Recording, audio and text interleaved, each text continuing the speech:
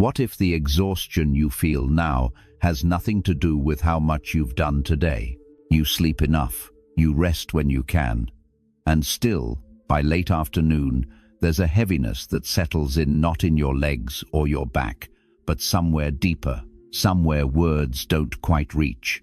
It's not the body that's tired, it's the mind that hasn't stopped reacting to the past, to what was said, to what wasn't, to the quiet disappointment no one sees.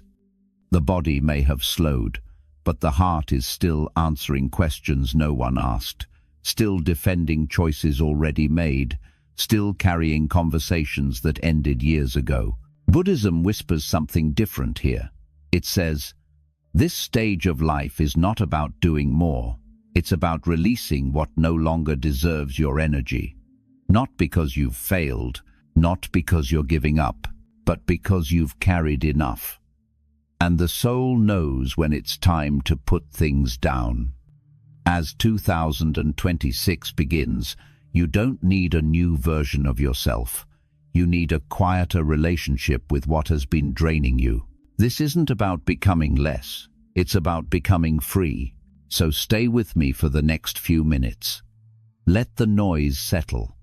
What I want to share with you won't ask anything of you except perhaps one quiet breath before we continue. Because what comes next might be the permission you've been waiting for. 1. Aging does not exhaust us, reaction does. The body slows. That much is visible. You move a little differently now. Maybe you take the stairs more carefully. Maybe mornings take longer to unfold. This is natural. This is how time moves through flesh. But there's another kind of tiredness that has nothing to do with movement. It's the tiredness that lives in the chest when someone's name appears unexpectedly. The heaviness that settles in after a phone call that went nowhere. The weight that presses down when you lie awake at 3 in the morning, replaying a conversation from last week or last decade, trying to rewrite what was already said. The mind does not slow the way the body does. It keeps returning, keeps replaying, keeps rehearsing alternate endings to scenes that have long since closed. And every time it does, something tightens. The jaw, the breath, the space between your thoughts. Buddhism names this clearly. Suffering does not come from what happened. It comes from the mind's insistence on continuing to react to what happened long after the moment has passed, long after the other person has forgotten, long after there is anything left to defend or correct. Each reaction now costs more than it used to. When you were younger, you could afford the energy. You could stay angry for days, hold a grudge through seasons, nurse a wound until it became identity. The body had reserves. The heart could metabolize conflict without collapsing. But now? Now the same emotional loop that once felt justified feels exhausting. You notice how much it takes just to stay braced against a memory. How tiring it is to keep explaining yourself to someone who isn't even in the room. This is not weakness. This is the body telling the truth before the mind is ready to listen. Wisdom in later life does not begin with new insight. It begins when you stop feeding what drains you, not because you've become enlightened, not because you've forgiven everything or released all attachment, but because you've finally felt, in your own flesh, what it costs to keep reacting, and you've grown too tired to pretend it's worth it. There is a quietness that appears when reaction stops. Not peace, necessarily, not resolution, just less. Less noise, less defense, less need to be right about something that no longer matters. And in that less, something shifts, not dramatically, but unmistakably. The breath deepens, the shoulders drop, the night becomes just night again. 2. Attention is the last great wealth. You've watched things leave. The job title that once defined you, the income that felt permanent, the role people needed you to play, parent, provider, the one who held things together. Some of these things you released willingly. Others were taken quietly, without ceremony. And what remains now is smaller, quieter, less visible to the world. But there is one thing that has not diminished. One resource that still belongs entirely to you, even when everything else has changed. Your attention. Not your energy that comes and goes, not your time that moves whether you direct it or not, but where you place your awareness in any given moment. What you allow your mind to rest upon, what you choose to feed with the limited focus you have left. This is the last great wealth, and most of us are spending it without realizing. You can feel it happening. You're sitting in a room that's quiet, and your attention drifts to the argument from yesterday, to the phone call that didn't come, to the thing someone said 3 weeks ago that still sits unresolved in your chest. And suddenly, the room isn't quiet anymore. Your breath tightens, your body braces. You're no longer here, you're back there, reacting to something that already ended. Where attention goes, the mind follows. And where the mind goes, the body must live. Buddhism doesn't call this wrong. It calls it unexamined. Because most of the time, we don't choose where attention lands. We simply let it fall wherever the loudest pain calls it. And the loudest pain is rarely the most important. Right attention doesn't mean positive thinking. It doesn't mean looking away from difficulty or pretending suffering isn't real. It means something quieter, noticing where your awareness is being pulled and asking very gently whether that place nourishes peace or whether it only deepens disturbance. Not every thought deserves the same amount of you. Not every memory needs to be revisited just because it arrives. Not every regret requires your full presence. Not every fear about tomorrow needs to be examined tonight, in the dark, when you're already tired. When you notice your mind drifting back there, name it softly, returning, and feel one slow exhale. You have so little energy left to waste on what doesn't restore you. And this isn't selfishness. This is survival. This is the quiet intelligence that appears when you finally lived long enough to know the difference between what must be attended to and what is simply repeating because you haven't yet learned to let it pass. Attention is currency, and you're allowed to stop spending it on people and situations that will never give anything back. Not out of bitterness, not out of rejection. Let 2026 be the year you spend it with intention. But because you've begun to understand that peace is not something you find later, it's what appears when you stop feeding what disturbs you now. 3. Focusing on yourself is not selfish. It is responsibility. For most of your life, the question wasn't whether to care for others.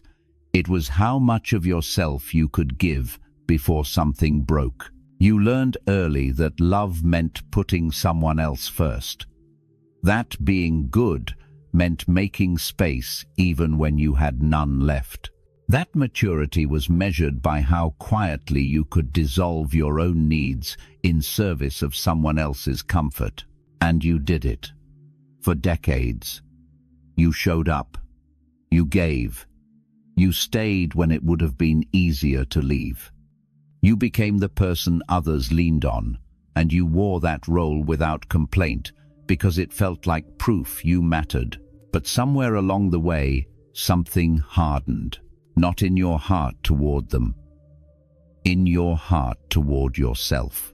Because every time you said yes when your body wanted to say no, a small resentment took root.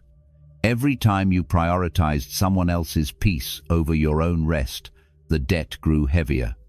And now, in later life, you find yourself exhausted not just by what you've done, but by what you've never allowed yourself to need. This is the cost of abandoning yourself for too long. Buddhism doesn't call this virtue, it calls it imbalance, because when care flows only outward and never inward, what remains is not love, it's depletion dressed as devotion. Turning inward now feels selfish. It feels like withdrawal, like you're betraying the people who still need you, or dishonoring the person you've always been. But here's what's true, you still have an inner life, and that life still requires attention, stillness, and care, whether anyone else acknowledges it or not. You don't stop being responsible for your own heart just because you've gotten older. You don't lose the right to rest just because others have come to expect your availability. And you don't owe constant sacrifice as payment for being loved. Focusing on yourself is not rejection. It's not coldness. It's not turning away from the people who matter. It's finally recognizing that you are also one of the people who matter. This shift doesn't require an announcement. It doesn't need permission. It begins quietly, in small refusals you would have swallowed before, in moments where you choose rest over performance, in the decision to stop answering every need as though your worth depends on it. And yes, people may notice. They may feel the absence of what you used to provide so freely.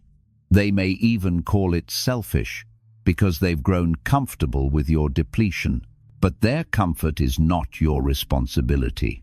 Your responsibility is this: to live the rest of your life without abandoning the one person who has been with you from the beginning, yourself, not because you've earned it, not because you've suffered enough to deserve peace, but because you're still here, still breathing, still carrying an inner world that no one else will tend to if you don't. And that world is all you have left to live inside. 4. The silent contract that causes pain. There's a conversation you've been having for years that no one else knows about. It goes something like this: I gave so much. I showed up. I sacrificed. I put them first.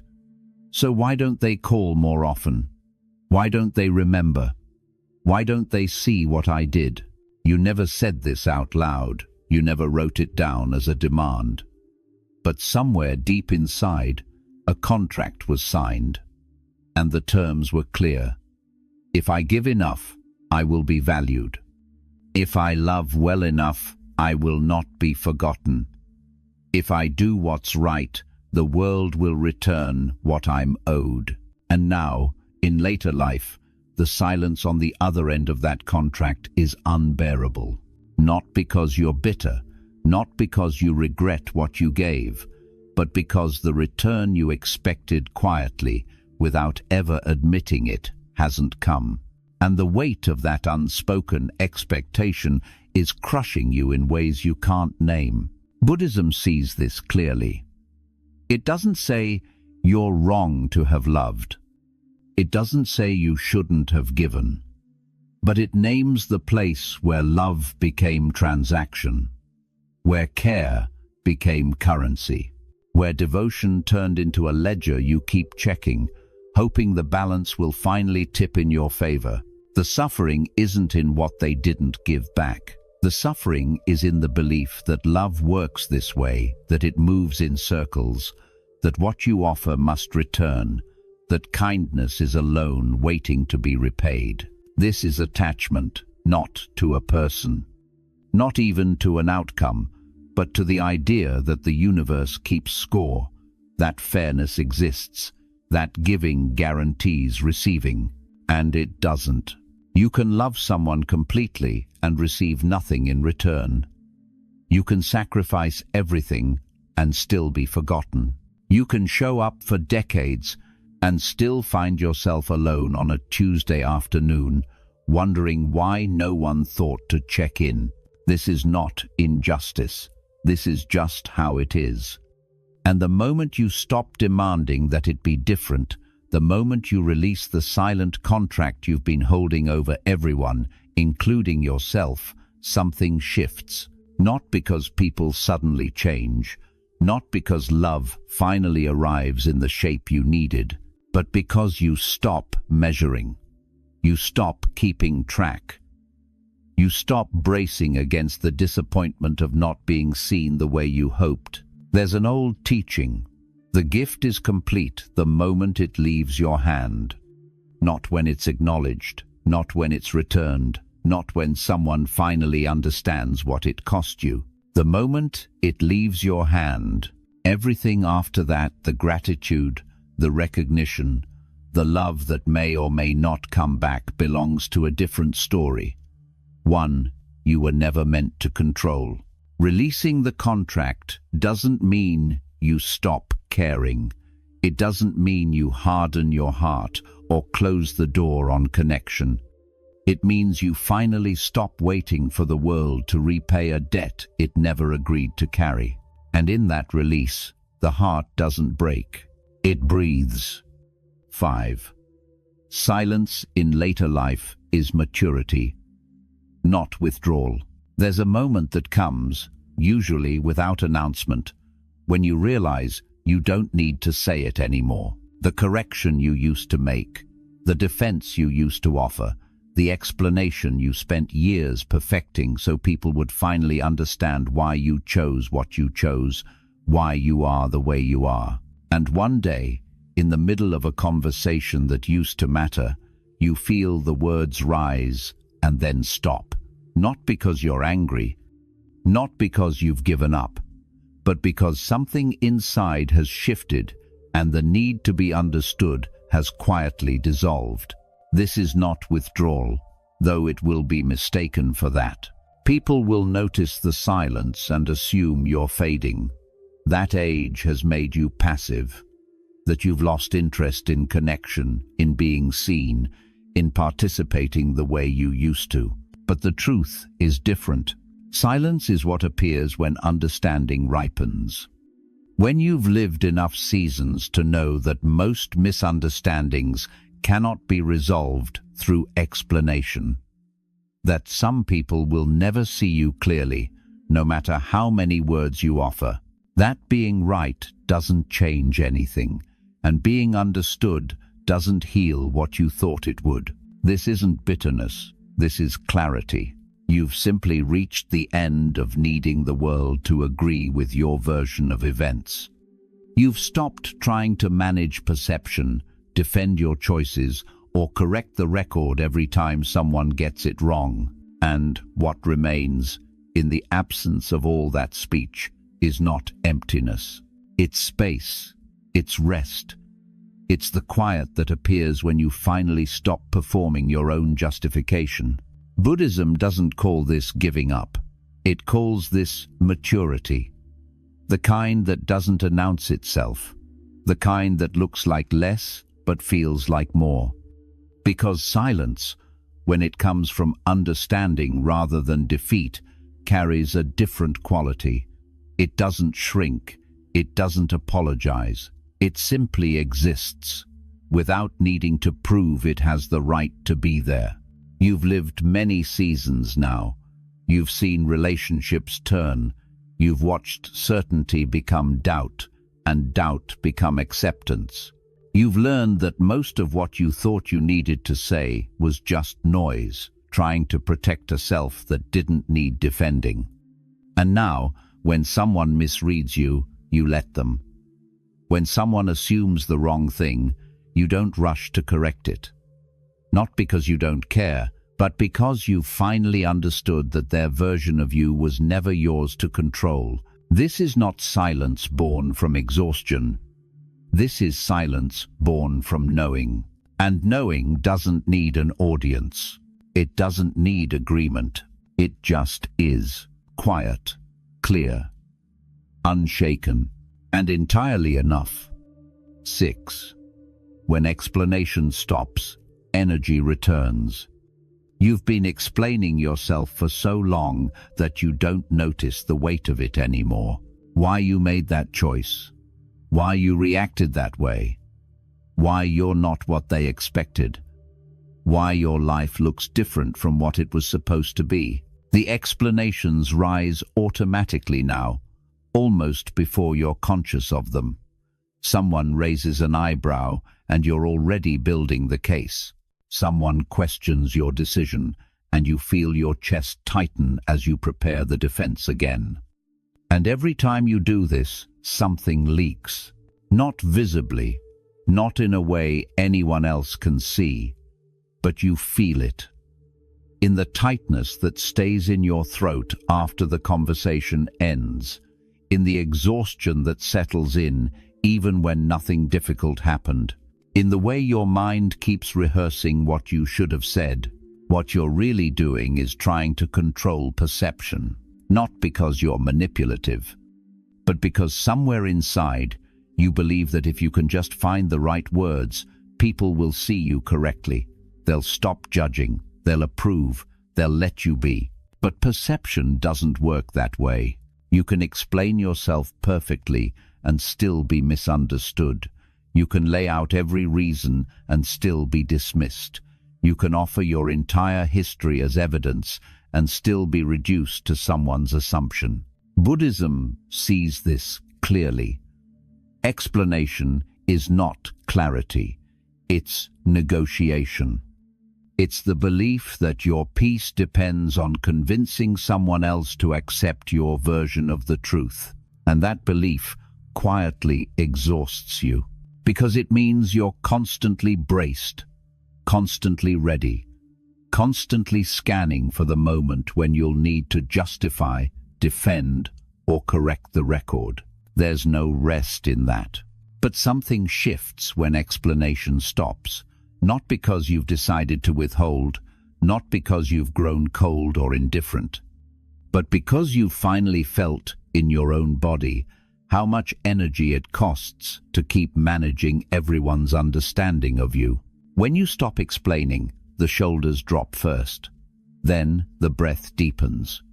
The jaw unclenches. The mind, which has been running endless simulations of how to be seen correctly, finally goes quiet. And here's what's strange. Life begins to respond differently, not because you've convinced anyone, not because you've finally been understood, but because you've stopped asking for permission to be what you already are. People sense this shift, even if they can't name it.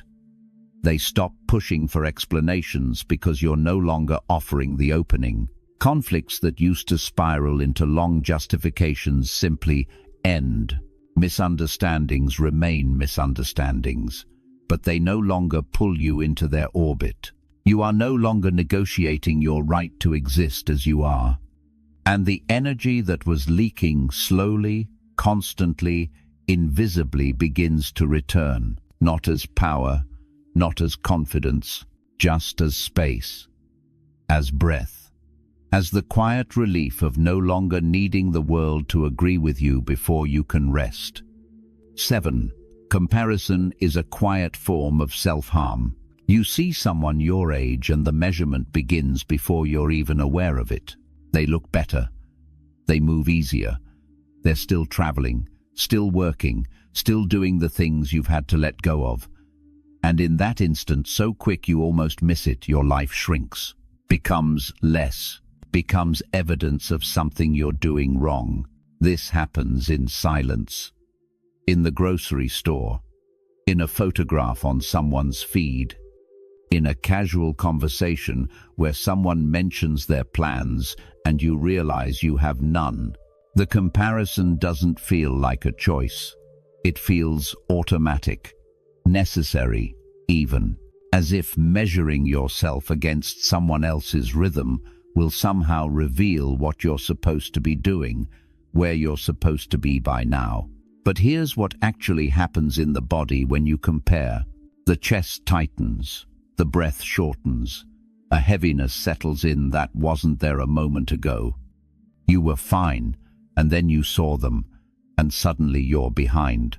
Suddenly you're failing at something you didn't even know was a race. This is not insight. This is harm. Buddhism names it clearly. Comparison is violence turned inward. Not because you're intentionally cruel to yourself, but because you're forcing your life into a season it doesn't belong in. You're demanding that your winter match someone else's summer, that your slowing match someone else's momentum, that your quiet match someone else's noise. And the body knows immediately that this is wrong. No two lives age at the same rhythm. Some bodies give out early. Some minds fade faster. Some people lose their partners young, while others grow old together.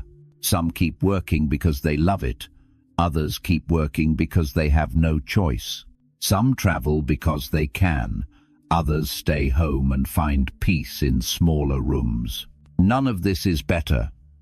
None of this is worse. It's just different timing, different unfolding, different seasons arriving when they arrive. But comparison erases that truth.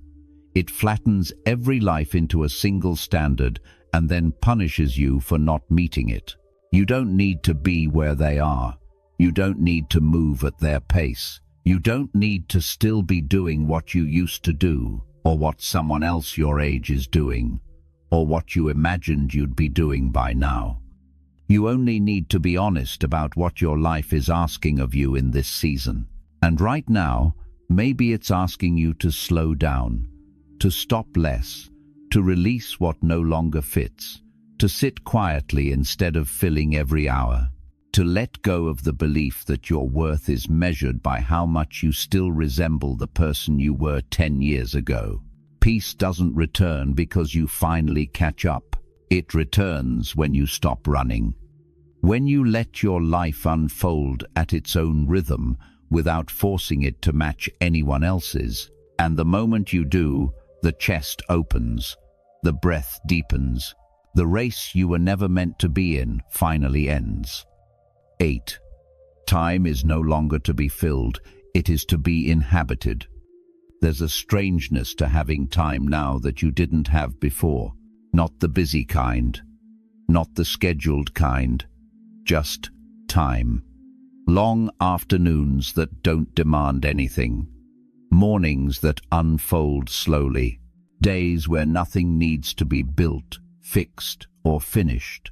And instead of relief, there's often guilt, because for most of your life, time was something to be used. It was a resource you spent wisely or wasted foolishly. It was measured in accomplishments, in forward motion, in visible proof that you were doing something with your life. Empty time meant failure. It meant laziness. It meant you weren't trying hard enough, so you filled it with work, errands, obligations, plans. Even rest had to be justified, earned through exhaustion, scheduled between tasks, brief enough that it didn't feel indulgent. And now? Now the days are slower.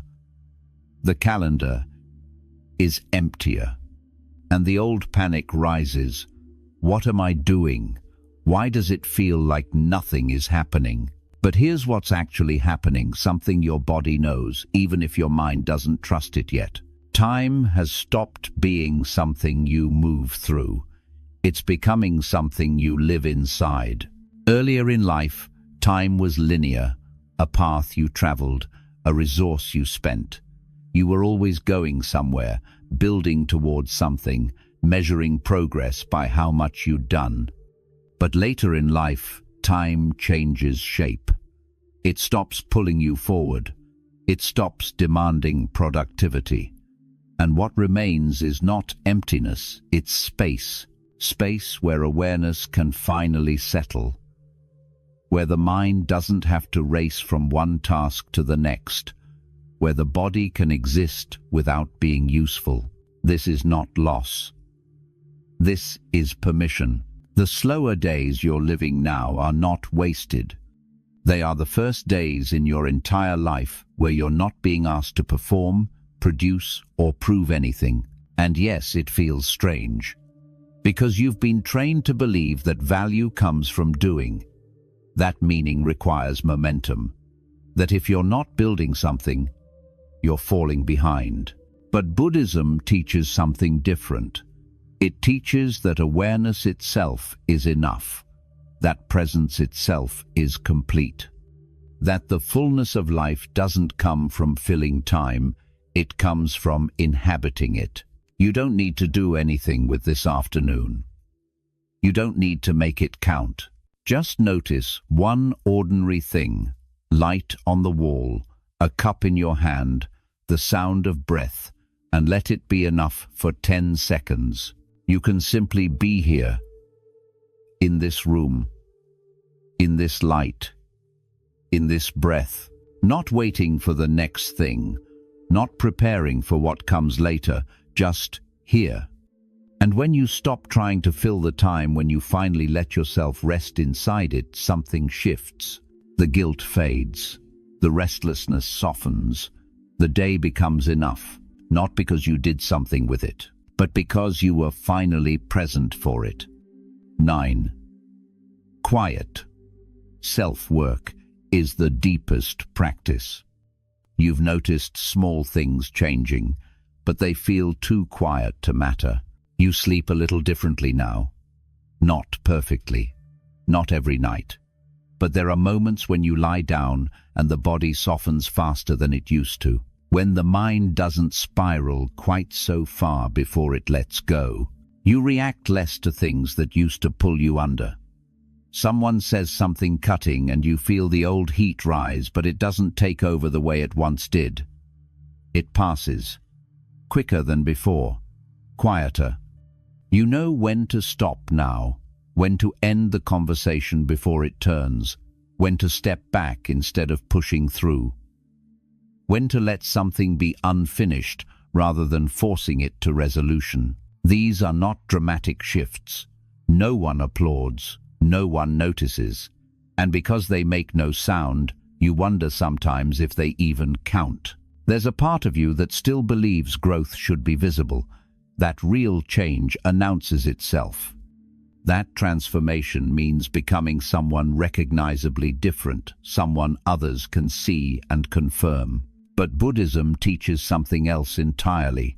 It teaches that the deepest practice is invisible, that the most meaningful shifts happen in silence, in small adjustments no one witnesses, that the growth you protect from announcement becomes the growth that lasts.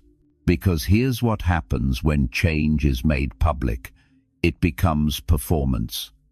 You declare you're letting go, and suddenly you're managing how others perceive your letting go. You announce you're choosing peace, and now peace becomes something you have to prove. You tell people you're done reacting, and the moment you react again, you feel like a fraud. The declaration turns the practice into theater, and theater requires an audience, and an audience requires consistency, visible progress, proof that you're still doing what you said you'd do. But the quiet work, the work you do in the dark, in the middle of the night, when no one is watching, that work doesn't need applause. It doesn't need validation. It doesn't need to be seen to be real. You sleep more gently, not because you've mastered something, but because your nervous system has finally begun to trust that rest is safe. You react less, not because you've decided to be calm, but because your body has learned, slowly, that not every provocation requires a defense. You know when to stop, not because you've become enlightened, but because you've felt, enough times now, what it costs to keep going when everything inside says enough. These changes are fragile at first, easily disrupted, easily lost if exposed too soon. So you don't speak them, you don't announce them, you simply live them, quietly, in the small moments when no one is paying attention. And over time, not quickly, not dramatically, they settle.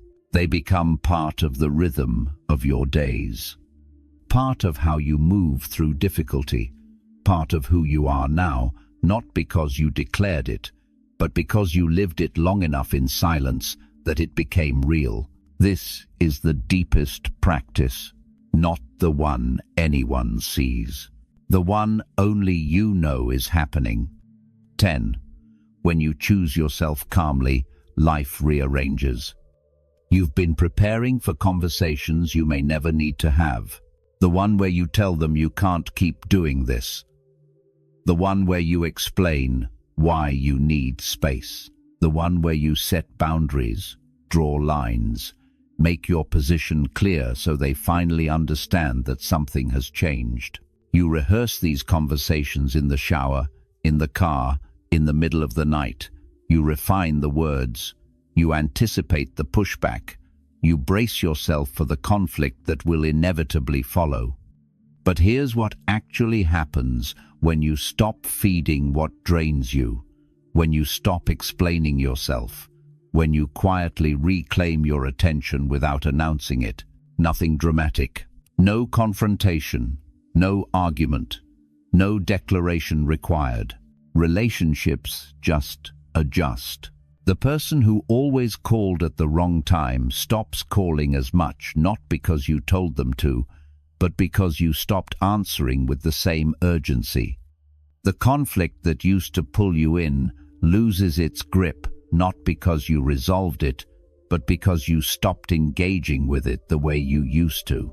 The expectation that weighed on you begins to lift, not because anyone released you from it, but because you stopped meeting it.